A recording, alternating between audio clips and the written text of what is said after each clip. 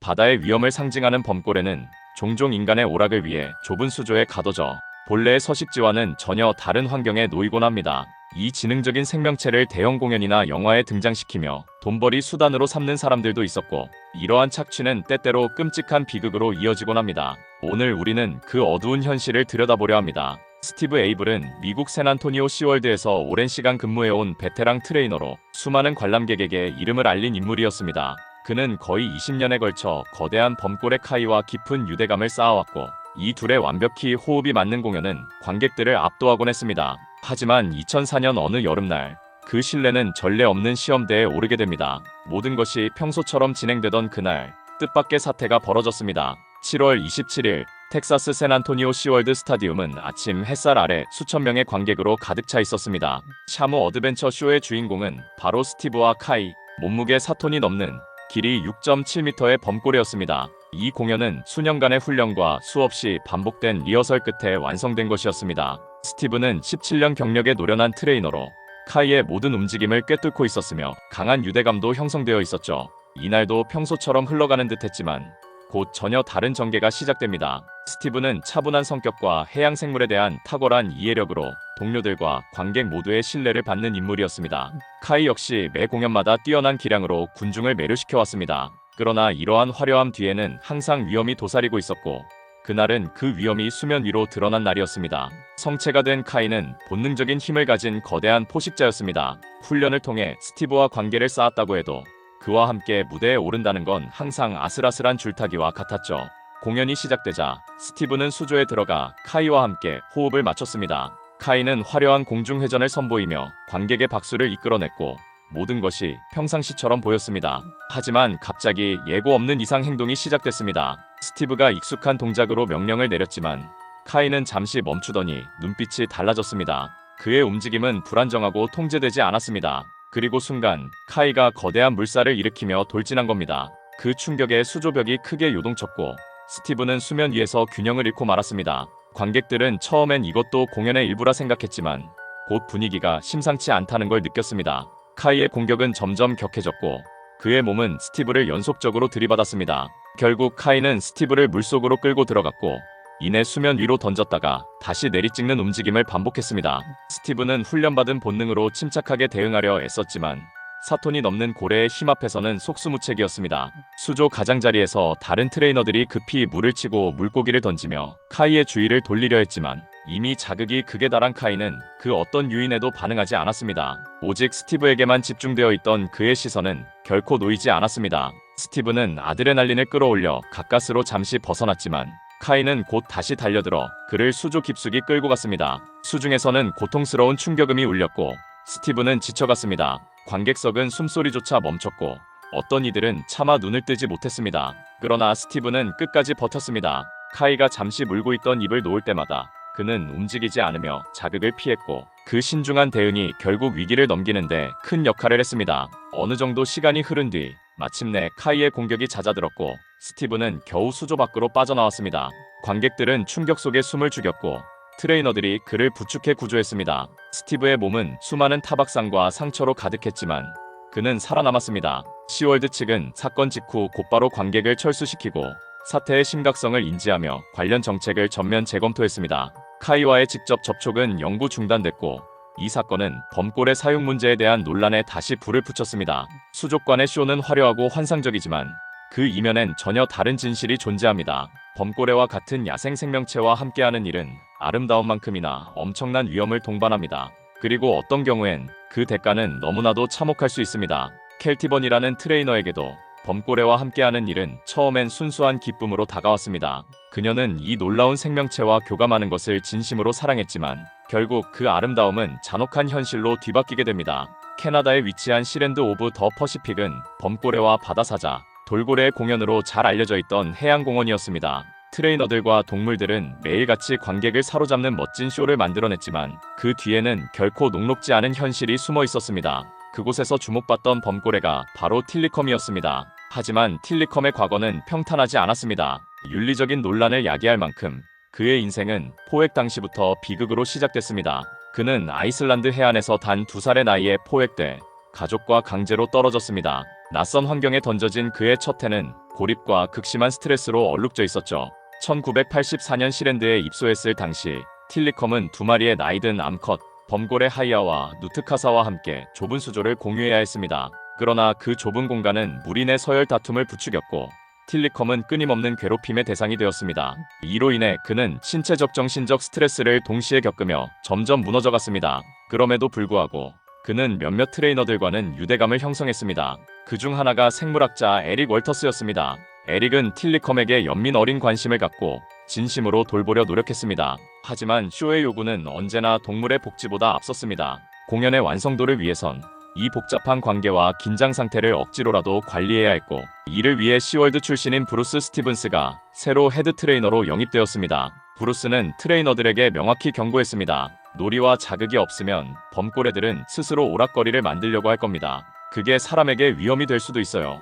하지만 사람들은 이를 대수롭지 않게 여겼고 시간이 더 있을 거라 안일하게 믿었습니다. 그 사이 틸리컴과 다른 범고래들은 점점 더 불안정한 행동을 보이기 시작했습니다. 에릭은 특히 우려가 컸습니다. 그는 이곳을 패스트푸드 매장에 비유했죠. 빠르고 자극적인 쇼를 위해 진짜 중요한 생명체들의 삶이 무시되고 있다는 비판이었습니다. 틀에 박힌 일상과 지루함에 시달리던 틸리컴은 점점 더 공격적인 성향을 보였습니다. 그 변화는 인간과의 모든 접촉을 위험하게 만들었고, 에릭은 결국 1989년 5월 시랜드를 떠나기로 결정했습니다. 그는 언젠가 큰 사고가 일어날 것을 예감했지만 아무도 그의 경고를 진지하게 받아들이지 않았습니다. 그리고 마침내 그의 우려는 현실이 되었습니다. 1991년 2월 20일, 평범했던 하루가 악몽으로 바뀐 날이었습니다. 켈티는 20살의 열정 넘치는 트레이너였습니다. 그녀는 틸리컴과의 훈련을 진심으로 사랑했고 그날도 설렘 가득한 마음으로 출근했습니다. 아침 훈련은 평소처럼 시작됐습니다. 사육사들이 범고래에게 먹이를 주고 일과를 진행하며 분주히 움직였죠. 켈티 역시 평소처럼 틸리컴과 호흡을 맞췄습니다. 하지만 이날은 어딘가 달랐습니다. 범고래들은 평소보다 훨씬 더 소란스러웠고 물보라를 세차게 일으키며 이례적인 소리를 냈습니다.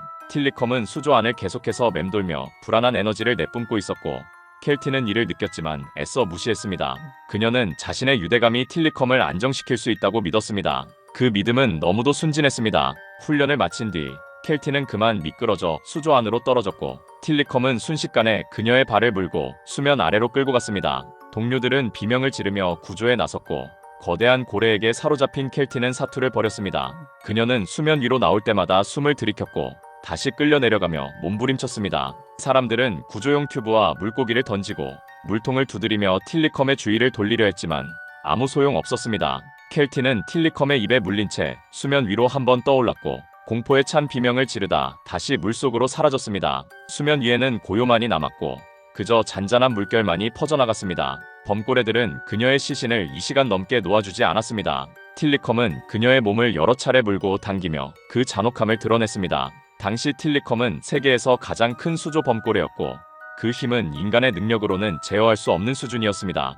이 사건에 대해 시랜드 측은 예상치 못한 사고라고 해명했지만 범고래 행동학자 폴 스퐁 박사 같은 전문가들은 이미 예견된 비극이었다고 지적했습니다. 이 비극 이후 시랜드는 결국 문을 닫게 되었고 틸리컴은 미국 플로리다 올랜도의 시월드로 이송되었습니다. 하지만 이송 과정에서 틸리컴의 과거는 묻혔습니다. 그의 폭력적 기록은 무시된 채 새로운 환경으로 보내졌습니다. 플로리다 올랜도의 시월드로 옮겨진 틸리컴은 새로운 시작을 맞는 듯 보였지만 과거의 그림자는 그를 쉽게 놓아주지 않았습니다. 1999년 7월 한 남성이 밤중에 몰래 시월드에 침입해 틸리컴의 수조에 들어가는 일이 벌어졌고 다음날 아침 그는 숨진 채로 발견되었습니다. 그의 이름은 다니엘 듀크스. 그의 시신에는 분명한 외상 흔적이 있었고 누가 봐도 끔찍한 죽음이었습니다.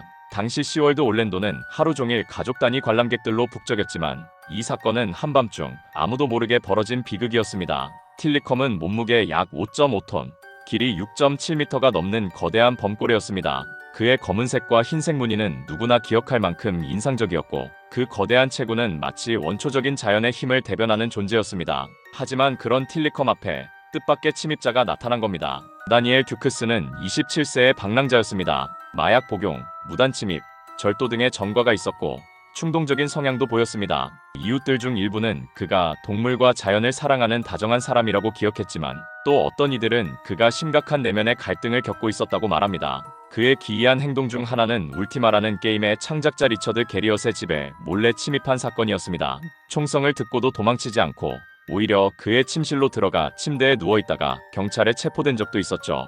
그 비극적인 밤이 있기 전에도 그는 시월드에서 이상한 행동을 보였다고 보고된 바 있습니다.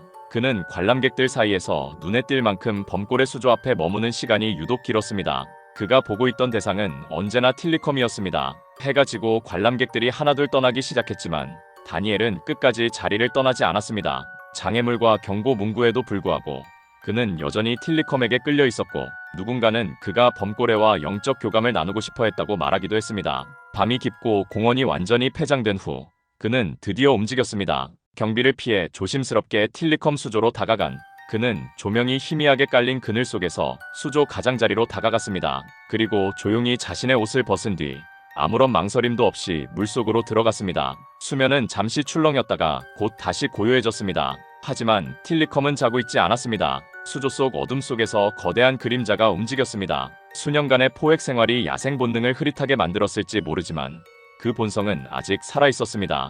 처음엔 조용히 물속을 떠다니던 다니엘이 느끼지도 못한 사이 거대한 형체가 수면 아래에서 치고 올라왔습니다. 틸리컴은 마치 기관차처럼 수직으로 치솟아 엄청난 속도로 다니엘을 들이받았습니다. 그 충격은 그의 갈비뼈를 산산이 부수었고 순식간에 그는 무력해졌습니다. 그 다음 순간 틸리컴은 그의 중요 부위를 강하게 물고 물속으로 끌고 들어갔습니다. 수조 안은 완전히 혼돈으로 빠졌고 물살은 거칠게 요동쳤습니다. 틸리컴의 움직임은 본능과 분노가 섞인 광기 그 자체였습니다. 잠시 후 모든 것이 다시 고요해졌을 때 물 위에는 다니엘의 시신이 힘없이 떠올라 있었습니다. 틸리컴은 그 주위를 돌며 마치 상황을 이해하려는 듯 시신을 밀었습니다. 다음 날 아침 트레이너들이 준비를 위해 수조에 도착했을 때 그들은 그야말로 참혹한 광경을 마주하게 됩니다. 다니엘 듀크스의 시신은 심하게 훼손된 상태로 물 위에 떠 있었고 외상은 명백했습니다. 다음 날 아침 시월드 트레이너들은 평소처럼 일과를 준비하러 수조에 도착했지만 그들이 마주한 광경은 충격 그 자체였습니다.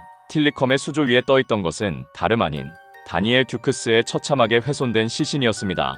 그의 몸에는 틸리컴의 거대한 턱에서 비롯된 깊은 상처가 남아있었고 누가 봐도 이건 단순한 익사가 아니었습니다. 이 끔찍한 소식은 곧 세상에 알려졌고 대중은 충격에 빠졌습니다. 도대체 어떻게 듀크스는 보안망을 뚫고 수조 안으로 들어갈 수 있었던 것일까요? 그가 그곳에 들어간 이유는 무엇이었을까요? 조사팀은 그의 이동 경로와 행동을 추적했고 거기서 발견된 건 단순한 호기심을 넘는 위험한 집착이었습니다. 틸리컴과의 교감을 바랐던 그의 환상은 결국 그를 죽음으로 이끌었던 겁니다. 이 사건은 또다시 범골의 사육에 대한 논란을 불러일으켰습니다. 왜냐하면 틸리컴은 이미 2건의 사망사고에 연루된 전력이 있었기 때문입니다. 활동가들과 전문가들은 입을 모아 말했습니다. 이건 단순한 사고가 아니라 오래된 폭력성의 결과라고. 수년간 갇혀 지내며 누적된 틸리컴의 스트레스와 분노가 더는 억눌릴 수 없는 상태가 된 것이었습니다. 그리고 그로 인해 또 한 번의 목숨이 사라진 것이었습니다. 이 사건은 시월드의 이미지에도 큰 타격을 입혔습니다. 언론과 대중은 잇따라 비판했고 틸리컴의 이력은 더 이상 가려질 수 없었습니다. 그렇다면 다니엘 듀크스는 왜 그런 무모한 행동을 했을까요? 그를 수조 안으로 이끈 진짜 이유는 무엇이었을까요? 그 질문의 답은 나오지 않았지만 논쟁은 이어졌습니다. 그리고 이 논란의 와중에 또 한 명의 인물이 등장합니다. 그녀의 이름은 제시카 레드클리프. 바다 생물학자인 아버지를 둔 그녀는 어린 시절부터 해양 생물과 함께 자라며 바다에 대한 사랑을 키워왔습니다.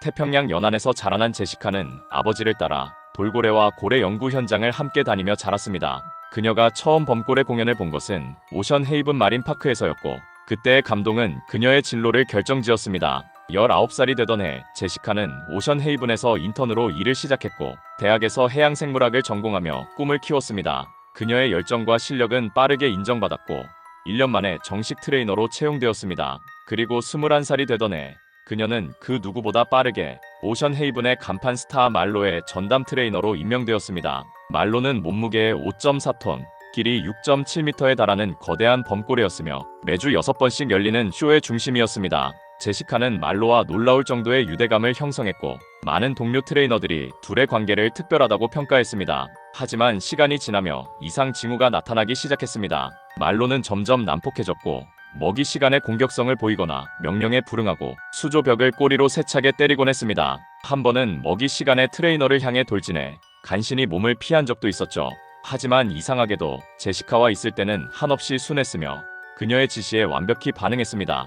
이에 따라 오션 헤이븐 측은 말로와 관련된 모든 쇼를 제시카가 전담하도록 결정합니다. 다른 트레이너들의 우려에도 불구하고 말입니다. 운명의 날 오션 헤이븐은 인파로 가득 찼습니다. 아이들은 솜사탕을 들고 기대에 찬 눈빛을 보냈고 부모들은 웃음 가득한 얼굴로 자리를 지켰습니다. 장내 아나운서가 목소리를 울리며 제시카와 말로를 소개하자 박수갈채가 터졌고 제시카는 자신감 넘치는 미소로 무대에 올라섰습니다. 공연은 매끄럽게 시작됐고 말로는 그녀의 지시에 따라 환상적인 퍼포먼스를 펼쳤습니다. 말로는 엄청난 높이로 몸을 솟구쳤다가 수조에 떨어지며 관객들에게 시원한 물세례를 안겼고 아이들의 탄성과 웃음이 이어졌습니다. 그리고 마지막 순서 제시카가 수조에 들어가 말로와 함께 수영하는 시그니처 공연이 남아있었죠. 제시카가 물속으로 뛰어들고 말로는 평소처럼 그녀 주변을 맴돌며 유영을 시작했습니다. 그러나 갑자기 말로가 제시카를 향해 돌진했고 그녀의 상반신을 그대로 물어버렸습니다. 그 충격은 상상을 초월했고 제시카는 물속에서 그대로 휘말렸습니다. 관객들은 비명을 지르며 패닉에 빠졌고 트레이너들은 즉시 비상신호를 작동시켰습니다. 물고기, 로프, 부표를 던지며 주의를 돌리려 했지만 말로는 완전히 이성을 잃은 듯 보였습니다. 두 명의 트레이너가 구조봉을 들고 입수하려 했지만 말로의 폭력적 움직임은 접근조차 허락하지 않았습니다. 제시카는 물속에 1분 넘게 갇혀 있었고 고래의 턱에 짓눌린 그녀는 그 어떤 저항도 불가능했습니다. 갈비뼈는 부러지고 폐는 찔렸으며 가슴 전체가 파열됐습니다. 피가 수면을 붉게 물들였고 마침내 말로가 그녀의 몸을 놓았을 때는 이미 너무 늦은 후였습니다. 제시카는 구조팀에 의해 급히 수조 밖으로 끌려 나왔지만 현장에서 사망이 확인되었습니다. 그녀의 부검 결과는 심한 둔상과 익사였습니다. 공포에 질린 관객들은 아수라장이 된 스타디움을 빠져나갔고 어린이들은 울부짖고 부모들은 아이들의 눈을 가렸습니다. 그날 그 자리에 있던 수많은 사람들은 평생 지워지지 않을 트라우마를 안게 되었고 해양쇼의 안전성과 윤리에 대한 논란은 다시금 사회 전반을 뒤흔들게 됩니다. 제시카의 죽음은 오션 헤이븐뿐 아니라 전 세계 해양동물 공연업계에 큰 충격을 안겼습니다. 그녀는 누구보다 유능하고 헌신적인 트레이너로 평가받았고 말로와의 특별한 관계는 많은 이들에게 감동을 줬습니다. 그런 그녀가 가장 가까웠던 범고래에게 희생당했다는 사실은 모두에게 충격이었습니다. 도대체 왜 이런 비극이 발생한 걸까요?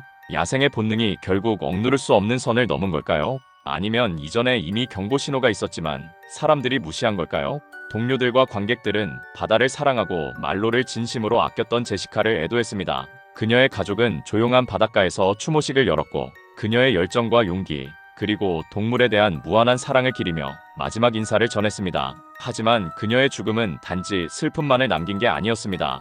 그것은 하나의 분기점이 되었고 사람들은 다시금 묻기 시작했습니다. 오션 헤이븐은 더 일찍 이 사고를 막을 수 있었던 건 아닐까? 말로의 이상 행동을 왜 진지하게 받아들이지 않았던 걸까? 그리고 가장 핵심적인 질문, 과연 범고래는 인간의 즐거움을 위해 가둬놓고 공연시켜도 되는 동물인가? 결국 오션 헤이븐 마린 파크는 문을 닫았습니다. 그리고 말로는 미국 워싱턴주 앞바다에 조성된 해양보호구역으로 이송되어 더 이상 인간의 지시 없이 자연에 가까운 환경에서 살아가게 됐습니다.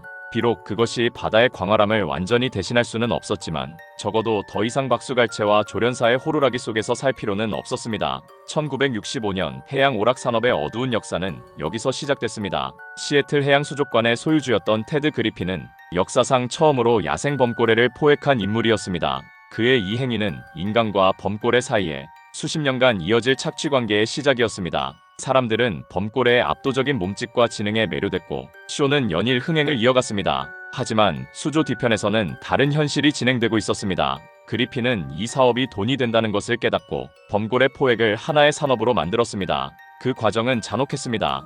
폭약을 터뜨려 고래떼를 흩어놓고 아기 고래를 떼어내 커다란 그물로 끌어올렸습니다. 놀란 어미 고래들의 울음소리는 바다를 울렸고 멀어지는 가족을 바라보며 아기 고래는 깊은 트라우마를 떠안은 채 수조로 향했습니다. 하지만 이건 시작에 불과했습니다. 범고래는 매우 지능이 높고 사회적 유대가 강한 동물입니다. 야생에선 어미와 평생 함께하며 복잡한 언어와 감정을 주고받습니다. 그런 동물을 격리시켜 수조에 가두었을 때 어떤 일이 벌어질지는 사실 불보듯 뻔한 일이었습니다. 1978년 아이슬란드 해역에서 잡힌 카사트카라는 범고래는 시월드의 새로운 스타로 떠올랐지만 그 안엔 서서히 무너져가는 생명이 있었습니다. 초기엔 화려한 퍼포먼스로 주목을 받았지만 수년이 흐르며 그녀에게선 공격성과 불안정한 행동이 서서히 나타났습니다. 이는 야생에서 분리되고 사회적 자극이 결핍된 범고래에게 너무도 당연히 나타날 수밖에 없는 현상이었습니다. 이후 범고래 관련 사고는 점점 더 자주 보고되기 시작했습니다. 트레이너들과 동물들이 서로에게 위험한 존재가 되어버린 겁니다.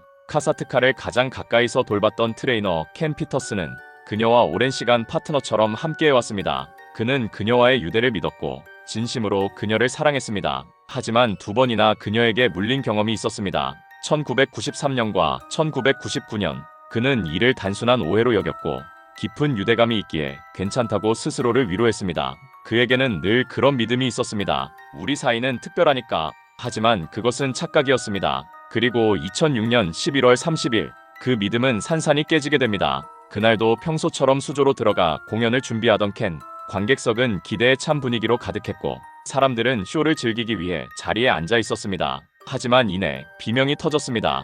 카사트카가 켄의 발을 물고 수면 아래로 끌고 내려간 겁니다. 관객들은 충격에 빠졌고 트레이너들은 소리치며 수조 가장자리로 달려갔습니다. 물속에서 켄은 죽을 힘을 다해 침착함을 유지하려 애썼지만 그 거대한 힘 앞에서 그는 속수무책이었습니다. 귀는 압력으로 먹먹해지고 펜은 무겁게 짓눌렸습니다. 카사트카의 이빨은 그의 발에 깊이 박혀 있었고 켄의 머릿속은 이게 마지막일 수도 있다는 두려움으로 가득 찼습니다. 그는 본능적으로 그녀를 쓰다듬으며 진정시키려 했습니다. 자신의 생명이 그녀에게 달려있다는 걸 너무나도 잘 알고 있었기 때문입니다. 그 순간 마치 그의 절박함을 느낀 듯 카사트카는 천천히 수면 위로 올라가기 시작했습니다. 켄은 마지막 희망을 걸고 자신과 카사트카가 맺은 유대감에 의지해 그녀를 진정시키려 했습니다. 기적처럼 카사트카는 응답했습니다. 그녀는 서서히 구조망 쪽으로 이동했고 그 순간을 놓치지 않은 켄은 전속력으로 수조 가장자리로 헤엄쳐 나와 콘크리트 바닥 위로 기어올랐습니다. 심하게 상처 입은 채 발은 부러지고 온몸은 이빨 자국으로 가득했지만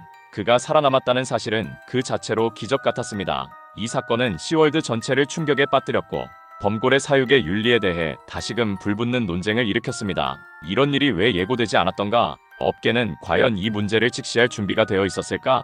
카사트카의 이야기는 여기서 끝나지 않았습니다. 그녀는 2017년 8월 15일 41세의 나이로 세상을 떠났습니다. 지속적인 폐 감염 때문이었으며 이는 수조 생활이 원인으로 지목되었습니다. 그녀는 생을 마감할 당시 세계에서 가장 나이가 많은 수조 속 범고래였습니다. 하지만 그 타이틀은 자랑이 아닌 가둬진 생이 남긴 상처의 증거였습니다. 시월드는 그녀의 죽음을 계기로 정책을 바꾸겠다고 선언했습니다. 앞으로는 오락보다 동물의 복지를 우선하겠다는 약속이었죠. 올랜도 시월드의 수조 앞 수많은 관객이 숨죽여 지켜보는 가운데 던 브랜쇼는 그녀가 수년간 훈련해온 틸리컴과 함께 무대에 섰습니다. 햇빛이 비치는 수면 위로 틸리컴의 등지느러미가 규칙적으로 떠올랐고 던은 자신감 있는 미소를 지으며 그를 향해 신호를 보냈습니다. 하지만 그 잔잔함 뒤에는 예측할 수 없는 위협이 숨어 있었습니다. 그 누구도 단 몇 초 뒤 이 쇼가 비극으로 끝날 거라 예상하지 못했습니다. 던은 10살 때 처음 시월드를 방문한 후 범고래에 대한 꿈을 품었습니다. 그때 본 공연은 그녀의 삶을 바꿔놓았고 그녀는 언젠가 저 동물들과 함께 무대에 서리라 다짐했습니다. 수년간의 노력과 공부, 훈련 끝에 그녀는 시월드 샤무쇼의 간판 트레이너가 되었고 16년 넘게 수많은 공연을 이끌며 관객들에게 감동을 주었습니다. 그러나 틸리컴은 다른 범고래들과는 달랐습니다. 몸무게 약 5.4톤, 길이 6.7m에 달하는 그는 사육된 범고래 중 가장 거대한 존재였고 그 이면엔 어두운 과거가 숨어 있었습니다. 그는 2살 때 아이슬란드 인근에서 포획되어 평생 벽과 스케줄 속에 갇혀 살아야 했습니다. 그의 위용은 관객을 압도했지만 좁은 공간과 사회적 고립은 그를 점점 예측 불가능한 존재로 만들어갔습니다. 더는 그런 틸리컴과 오랜 시간 신뢰를 쌓아왔고 관객들에게는 둘의 관계가 마치 완벽해 보였습니다. 2010년 2월 24일 시월드의 인기 이벤트인 샤무와 함께하는 식사 공연 중 더는 수조 가장자리에 엎드려 틸리컴을 부르는 동작을 했습니다. 이건 수백 번 반복했던 루틴이었습니다.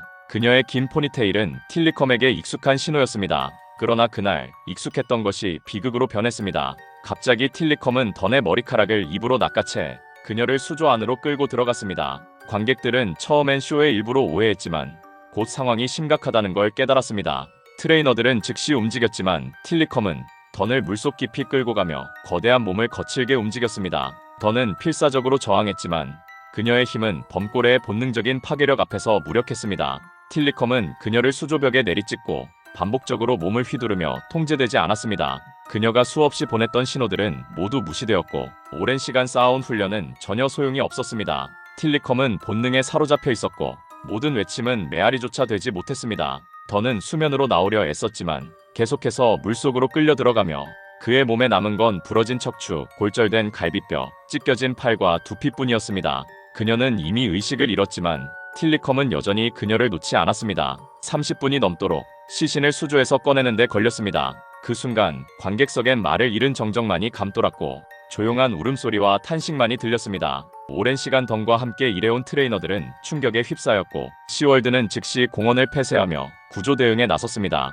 이후 직업안전보건국의 조사가 시작되며 해양공원의 운영 실태에 대한 전면적인 조사가 이어졌습니다. 언론은 일제히 던의 비극을 보도했고 대중은 틸리컴의 과거에 주목하기 시작했습니다. 1991년 캐나다 시랜드에서 한 트레이너를 사망하게 한 것도 틸리컴이었고 1999년엔 몰래 수조에 침입한 남성이 숨진 채 발견되었는데 그때도 틸리컴이 연루되어 있었습니다.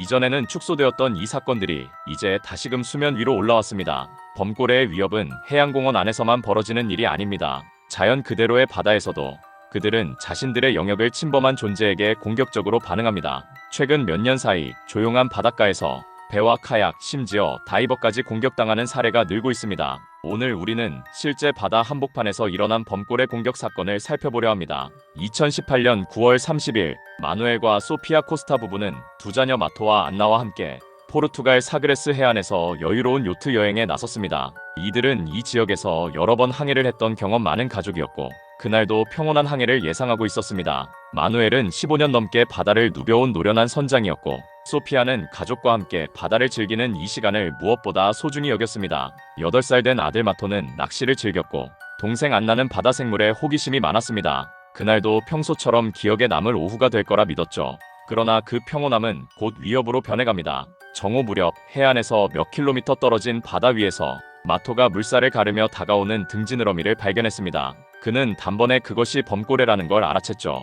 이 지역에 범고래가 없는 건 아니지만 이렇게 가까이서 마주치는 일은 드뭅니다. 그중 한 마리가 이상할 정도로 가까이 접근했고 마누엘은 불길한 예감을 느꼈습니다. 그러던 중 갑자기 범고래 한 마리가 요트의 측면을 강하게 들이받았고 그 충격으로 갑판엔 물이 튀고 선체엔 손상이 생겼습니다. 범고래는 계속해서 키를 집중적으로 공격했고 배는 점점 방향을 잡지 못하게 되었습니다. 이어서 두 마리의 범고래가 동시에 배 옆을 들이받으며 강력한 충격을 줬고 배는 한쪽으로 기울기 시작했습니다. 물은 갑판 위까지 넘쳐 흘렀고 가족들은 중심을 잃지 않기 위해 안간힘을 썼습니다. 당황한 소피아는 공포에 얼어붙었고 마누엘은 긴급 구조 신호를 보냈습니다. 운 좋게도 근처를 순찰 중이던 해안경비대가 곧바로 구조에 나섰고 함선이 다가오자 범고래들은 서서히 모습을 감추었습니다. 가족들은 무사히 구조되었고 파손된 요트는 나중에 예인되었습니다. 비록 인명 피해는 없었지만 이 경험은 자연의 힘과 야생동물의 예측 불가능함을 뼈저리게 느끼게 해주었습니다. 2020년 3월 15일 후안 마르티네스 선장과 그의 선원들은 지브롤터 해협으로 조업을 나섰습니다. 이곳은 대서양과 지중해가 만나는 조류가 빠르고 수심이 깊은 위험한 항로였습니다. 그들은 이 바다를 잘 알고 있었고 날씨만 조심하면 물이 없을 것이라 생각했습니다. 하지만 그날은 폭풍보다 더 두려운 존재가 기다리고 있었습니다. 오전엔 고요했지만 정오 무렵 선원 세르히오가 검은 등지느러미들을 발견했습니다. 처음엔 돌고래로 착각했지만 그 크기와 움직임을 보고 곧 범고래라는 걸 알게 되었죠. 그들은 스마트폰을 꺼내 사진을 찍으려 했지만 범고래들은 단순한 구경거리가 아니었습니다. 한 무리의 범고래들이 선박 주위를 선회했고 이윽고 한 마리가 돌진해 선체를 강하게 들이받았습니다. 키가 망가지며 배는 방향을 잃었고 계속된 충격에 배는 흔들리기 시작했습니다. 물이 내부로 들어오기 시작했고 선원들은 구조 신호를 보냈습니다. 그러던 중 더 강한 충격이 오며 배가 한쪽으로 기울었고 선원 2명이 바다로 떨어지고 말았습니다. 그들을 중심으로 범고래들이 선회했고 남은 선원들은 구명조끼를 던지며 구조에 안간힘을 썼습니다. 마침내 구조대가 도착했고 범고래들은 사라지듯 깊은 바다로 잠수했습니다. 침수된 배는 운항이 불가능했고 선원들은 구조되어 무사히 육지로 돌아왔습니다. 어릴 적부터 범고래에 매료됐던 에밀리 카두는 매년 여름 블루워터 해양공원을 방문하며 트레이너가 되는 꿈을 키웠습니다. 방 안엔 범고래 포스터가 가득했고 그녀의 열정은 누구보다 뜨거웠습니다. 28세가 된 그녀는 그 꿈을 이뤘습니다. 10년 넘게 경험을 쌓으며 간판 범고래 나르와의 유대감을 키워갔습니다. 그러나 최근 들어 나르의 행동이 조금씩 달라졌습니다. 자세히 봐야 알 수 있을 정도의 미세한 변화였지만 에밀리는 이를 간과하지 않았습니다. 그녀는 팀원들에게 우려를 전했지만 대부분은 일시적인 것일 뿐이라며 넘겼습니다. 그리고 그날 공연이 시작됐습니다. 나르는 처음엔 평소처럼 유영하며 공연을 이어갔고 에밀리는 자신이 너무 예민했던 걸까 싶었습니다. 하지만 시간이 지날수록 불길함은 커졌고 나르의 움직임은 점점 날카롭고 불안정해졌습니다. 마지막 피날레를 위해 에밀리는 수조에 몸을 던졌고 관객의 환호가 터졌습니다. 그러나 갑자기 나르가 돌진해 그녀의 다리를 물고 수면 아래로 끌고 갔습니다. 고통과 충격 속에서 그녀는 발버둥쳤지만 나르의 힘은 인간이 감당할 수 없을 정도였습니다. 물속은 피로 물들었고 관객석에선 비명이 터졌습니다. 그 자리에 있던 에밀리의 부모는 믿을 수 없는 현실 앞에서 절규했습니다. 구조 신호와 외침에도 나르는 그녀를 놓지 않았고 에밀리는 수면 위로 손을 겨우 내밀었다가 다시 수면 아래로 사라졌습니다. 나중에 구조대가 도착했을 때 그녀는 이미 의식을 잃은 상태였습니다. 그날의 공연은 슬픔으로 끝났고 블루워터 해양공원은 결국 폐쇄되며 역사의 뒤안길로 사라졌습니다. 해양공원 사고의 중심엔 늘 인간이 언급되지만 정작 우리가 봐야 할 대상은 범골의 자신입니다. 자연에서 끌려와 좁은 수조에 가둬져 쇼에 동원되는 그들은 인간의 즐거움 뒤에서 끔찍한 고통을 겪고 있습니다. 그중 한 마리, 쿠의 이야기를 들어보겠습니다. 쿠는 1976년 9월경 아이슬란드 해역에서 태어났습니다. 하지만 그의 삶은 1979년 포획으로 완전히 바뀌었습니다. 고래잡이 어선에 의해 가족과 생이별을 했고 단 3살의 나이에 작은 수조에 갇혔습니다. 쿠는 식이라는 이름으로 불리다 나중에 쿠로 개명되며 오랜 수조 생활을 이어갑니다. 그의 첫 수조는 좁고 삭막한 공간이었고 시간이 지날수록 몸과 마음은 병들어갔습니다. 1982년 캐나다 마릴랜드로 이송되며 더 큰 쇼와 관객을 마주하게 되었지만 스트레스는 더 심해졌습니다. 피부는 병들었고 기존 무리에 적응하지 못해 외톨이처럼 지냈습니다. 1985년엔 멕시코 레노 아벤투라로 팔려갔고 이번엔 돌고래용 수조에 갇혔습니다. 그의 몸은 이미 6.4m에 달했지만 수조는 20m도 되지 않았고 수심은 6m 남짓이었습니다. 뜨거운 물, 염소 가득한 물속에서 하루 5번 공연을 강요당했죠. 그럼에도 쿠는 폭력적이지 않았습니다. 깊은 상처 속에서도 그는 부드러움을 유지했습니다. 그리고 1993년 쿠는 영화 프리윌리의 주인공 윌리로 출연하며 전 세계적인 사랑을 받게 됩니다. 한 소년이 범골의 친구를 자연으로 돌려보내는 이 이야기는 수백만 명에게 깊은 감동을 안겼습니다. 하지만 동시에 실제 포획된 고래를 자유의 상징으로 사용하는 것이 모순이라는 비판도 일었습니다. 그럼에도 쿠는 전 세계 수많은 이들에게 진짜 윌리가 되었고 30만 명이 넘는 사람들이 그의 석방을 요구하는 서명과 편지를 보냈습니다. 하지만 카메라 뒤의 쿠는 화면 속에서 보이던 건강하고 밝은 존재가 아니었습니다. 영화가 개봉될 무렵 그는 이미 심하게 비만해 있었고 극심한 스트레스로 고통받고 있었습니다. 프리윌리가 세계적으로 흥행하던 그 무렵 쿠는 실제로 매우 심각한 상태였습니다. 그는 과체중이었고 좁고 비위생적인 수조에서 오랜 시간 격리되어 있었습니다. 자연 속 범고래와는 너무도 동떨어진 삶이었죠. 하지만 영화는 전 세계에 메시지를 던졌습니다. 쿠를 진짜 바다로 돌려보내자. 그 움직임은 하나의 거대한 캠페인으로 확산됐습니다. 수십만 명이 그의 자유를 요구했고 기업과 정부, 비영리 단체까지 이 운동에 동참했습니다. 결국 1996년 쿠는 멕시코를 떠나 미국 오리건주에 위치한 특별한 재활센터로 옮겨졌습니다. 이곳은 그의 건강을 회복시키고 자연으로 돌아갈 수 있도록 돕기 위해 만들어진 시설이었습니다. 그는 점차 체중을 줄이고 자연산 물고기를 스스로 잡는 법을 배우며 바다의 냄새를 다시 익혀갔습니다. 그리고 마침내 2002년 쿠는 아이슬란드 해역으로 돌아가 바다로 방류되었습니다. 자유, 그토록 오랫동안 바랐던 한 마리 범고래의 해방이었습니다. 전 세계 수많은 이들이 이 소식을 들으며 눈시울을 붉혔죠.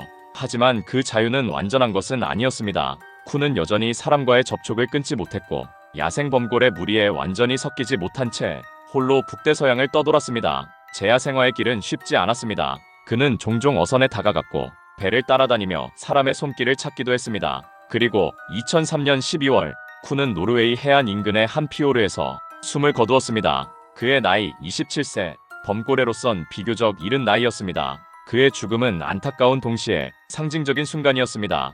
쿠는 자유를 꿈꿨고 그 꿈을 향해 많은 이들이 움직였습니다.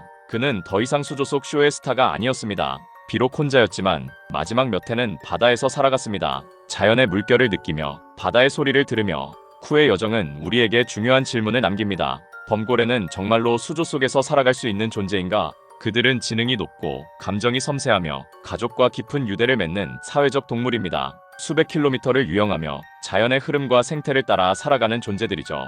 그런 그들을 우리의 오락과 수익을 위해 좁은 콘크리트 수조에 가둔다는 것, 과연 그 선택은 정당한 걸까요? 이제 우리는 선택의 기로에 서 있습니다. 쇼의 화려함과 박수 뒤에 숨겨진 고통과 침묵을 외면할 것인가? 아니면 이제라도 고래의 목소리에 귀를 기울일 것인가? 쿠와 틸리컴, 떵과 켈틱, 그리고 이름 없이 사라진 수많은 존재들, 그들의 이야기는 단지 동물원이나 수족관의 문제가 아닙니다. 그건 인간과 자연, 우리의 양심과 미래에 대한 이야기입니다. 이제 우리가 해야 할 일은 이 위대한 존재들에게 다시금 자유를 되찾아주는 것, 그리고 두 번 다시 이 똑같은 비극이 반복되지 않도록 기억하고 기록하고 행동하는 것입니다. 그것이 우리가 진정 지능 있는 존재라 불릴 자격이 있는 이유입니다.